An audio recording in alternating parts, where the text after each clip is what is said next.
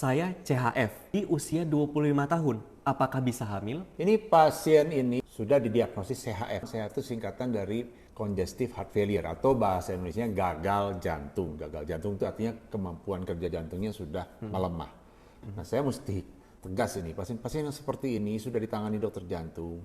Mau nanya pertanyaan yang penting seperti ini, boleh hamil atau tidak, jangan di medsos tanyanya. Tanyanya sama dokter yang merawat, karena pasti dokter yang merawat ini yang paham betul kondisi pasien. Ya, tapi saya akan memberikan jawaban yang edukasi. Edukasi itu artinya jawaban yang secara umum. Jawabannya adalah tidak dianjurkan hamil karena resikonya sangat tinggi. Resikonya bisa terhadap janin. Janinnya karena ibunya gagal jantung, janinnya bisa terganggu pertumbuhannya, ya, berat badan lahirnya rendah, bisa asfiksia, bisa juga kalau ibunya terus minum obat misalnya, kemudian bisa berbahaya menyebabkan cacat bawaan pada si janinnya, atau yang terjelek janinnya juga meninggal.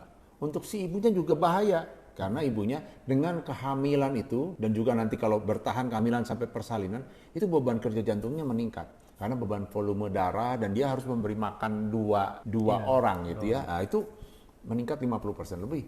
Jadi itu jantungnya harus kerja lebih keras.